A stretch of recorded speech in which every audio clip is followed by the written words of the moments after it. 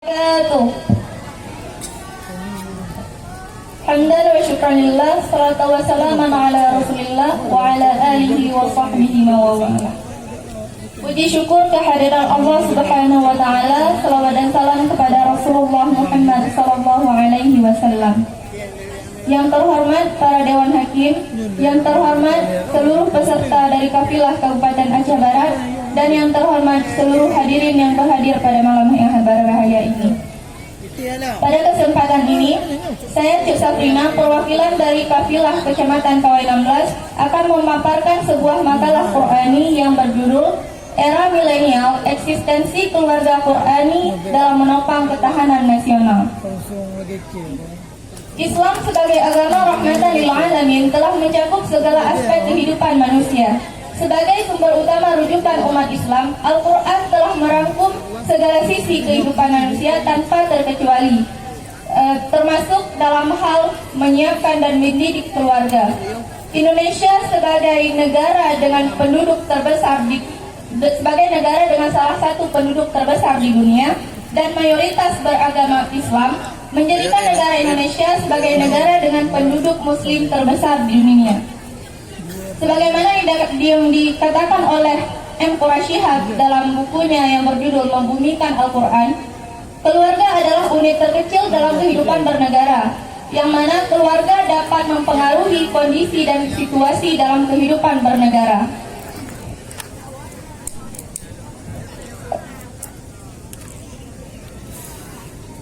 Namun pada realitas sosial saat ini, ketika era modernisasi telah semakin modern, maka terjadinya pergeseran budaya dan moral dalam masyarakat, terutama dalam hal kecanggihan teknologi.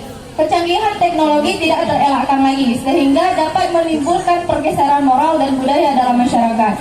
Ketika terjadi modernisasi, tentu saja akan menampilkan efek positif bagi suatu negara yang akan menampilkan kemajuan suatu bangsa. Namun apabila modernisasi tidak dapat dikendalikan dengan baik, justru akan terjadi sebaliknya, yang akan mendobrak ketahanan nasional. Maka dalam makalah ini, saya akan mencoba menguraikan problematika ketahanan nasional masa kini dan eksistensi keluarga Qur'ani dalam menopang ketahanan nasional.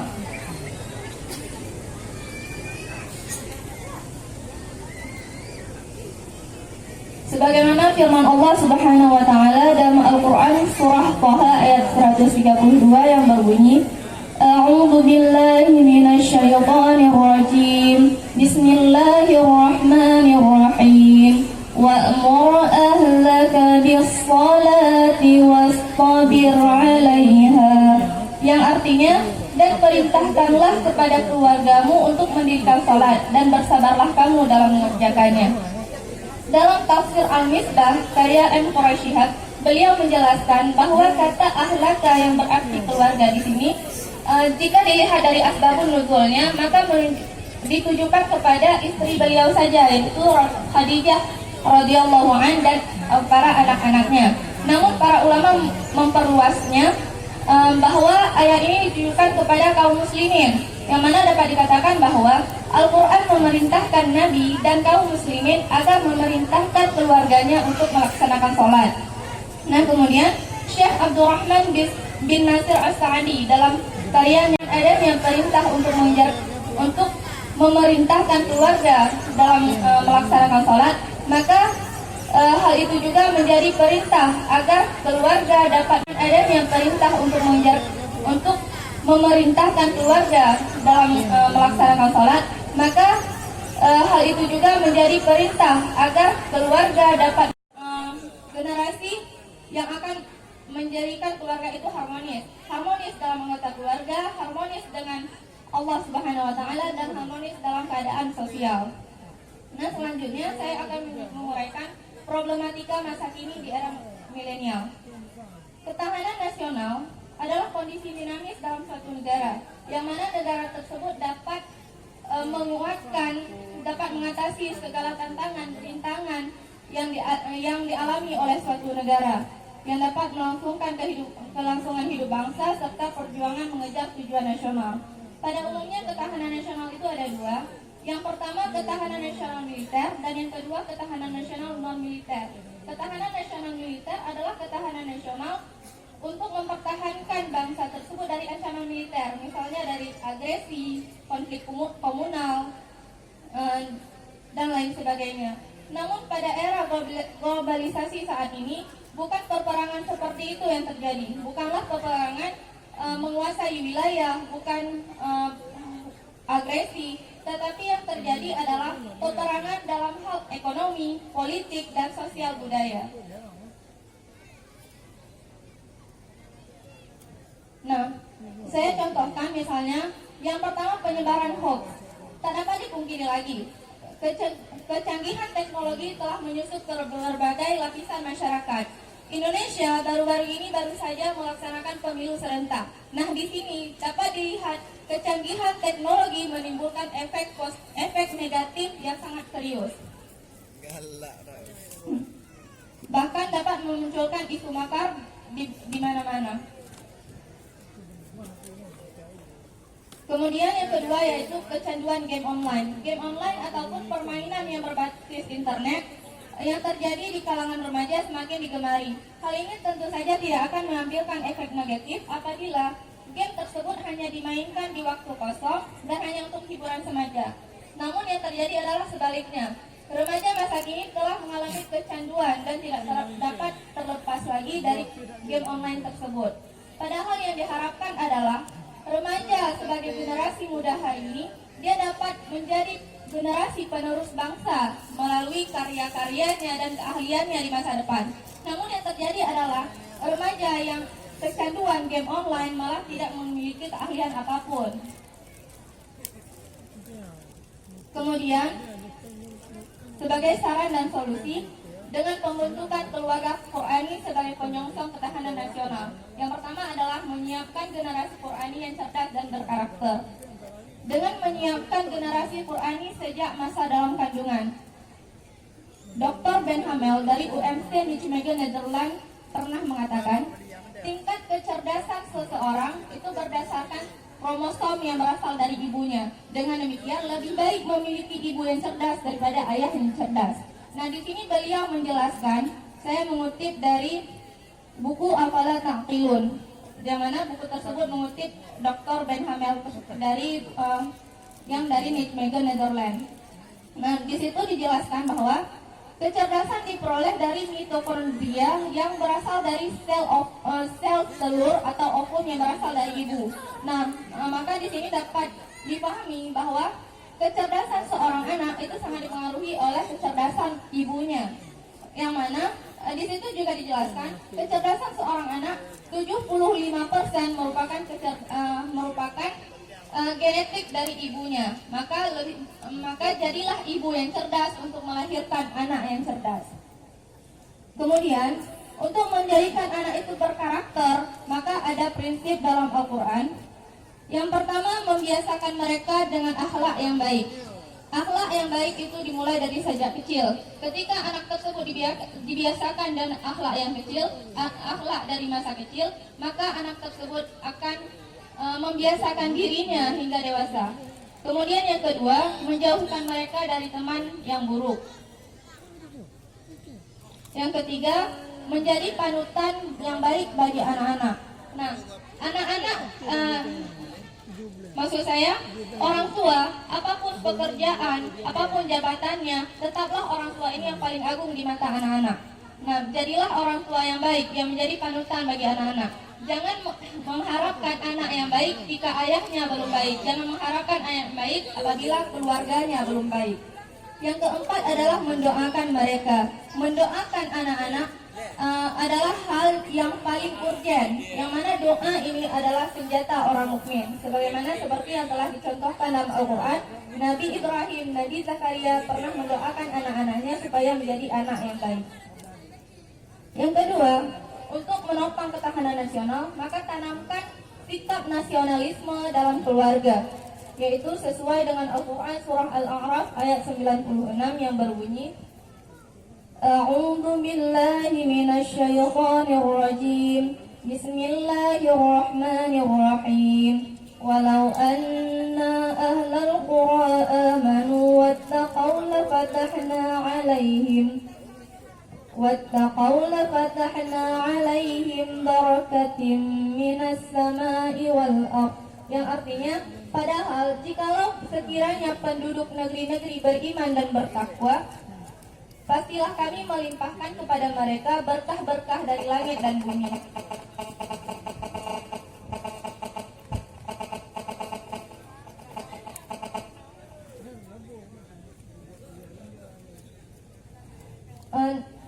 Quraisyihab dalam karyanya Tafsir Al-Misbah mengatakan kata barakah di sini adalah bentuk jamak dari kata barakat di sini merupakan bentuk jamak dari kata barakah yang mana bermakna kebajikan rohani dan jasmani.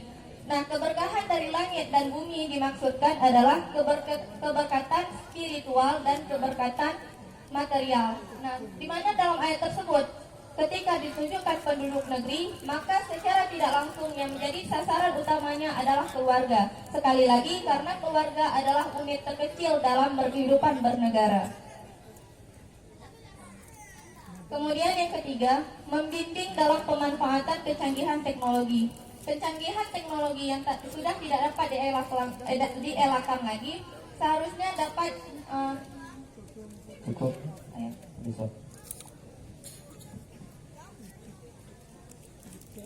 Berikut kepada Dewan Hakim, kami silakan untuk mengomentari.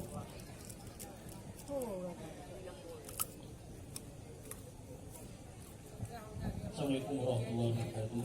Waalaikumsalam warahmatullahi wabarakatuh.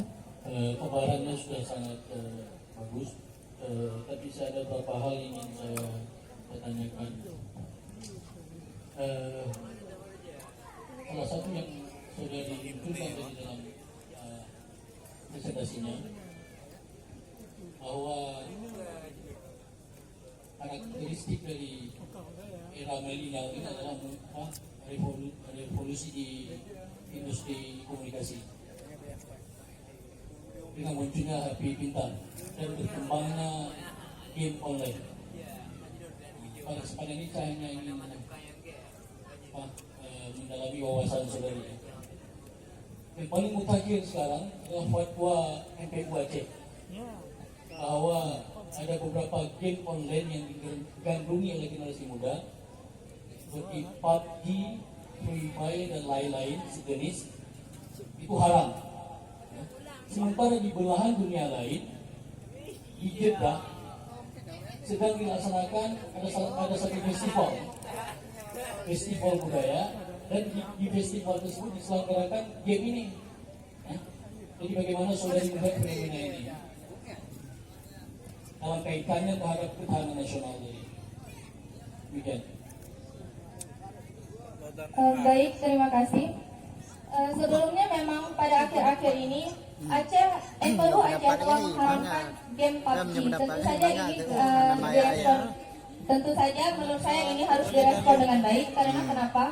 Game tersebut adalah salah satu game yang dapat mengakibatkan remaja saat ini kecanduan, yang mana apabila dimainkan secara terus-menerus maka tidak dapat dilepaskan lagi. Nah, sepengetahuan saya, ketika game tersebut dimainkan maka ada waktu khusus sehingga apabila tidak dimainkan maka akan diulangi lagi, maka hal itu membuat remaja kecanduan. Nah, bagaimana tanggapan saya? Tentu pengharaman game tersebut sangat baik, karena kenapa? Kemudaratan itu harus dihilangkan. Game yang dapat merusak moral, yang dapat merusak budaya harus dihilangkan. Nah, terkait dengan di belahan dunia lain yang sedang melaksanakan festival game tersebut, tentu saja kita tidak dapat melihat, tidak dapat mempersamakan negara Indonesia dengan negara di belahan yang lain. Yang mana di negara ini adalah negara berkembang, negara yang masih memerlukan generasi muda, yang masih mengharapkan generasi milenial yang dapat menopang ketahanan nasional. Negara yang berkembang masih memerlukan pemuda yang dapat menggerakkan ekonomi, yang dapat menggerakkan politik, yang dapat mempertahankan sosial budaya yang ada di masyarakat. Terima kasih.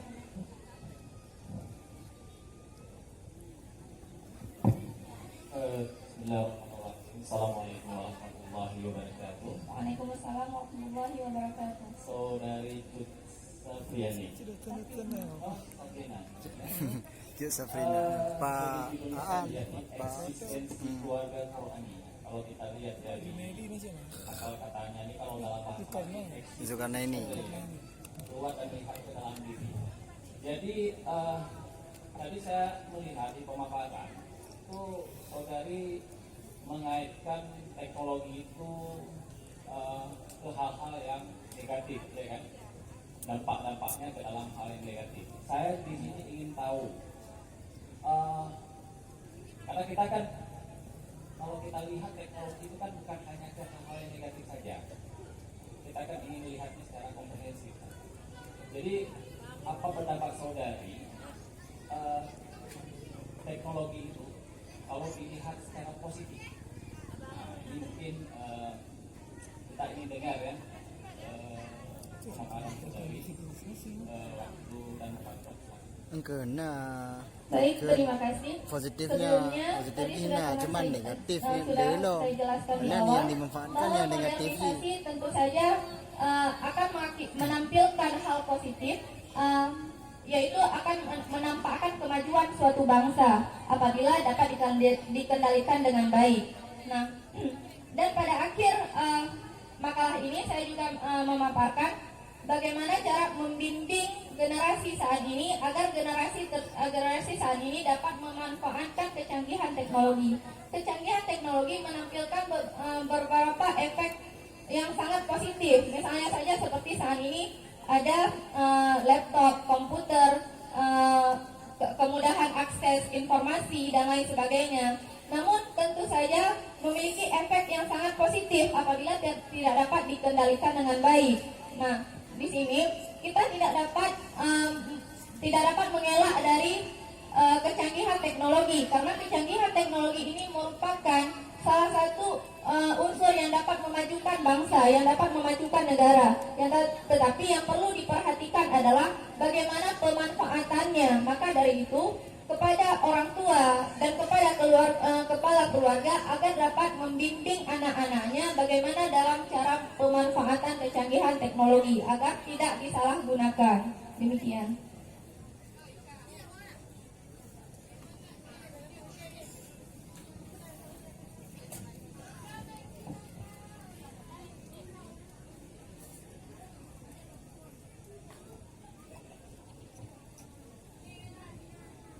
Baik, terima kasih. Silakan ditutup.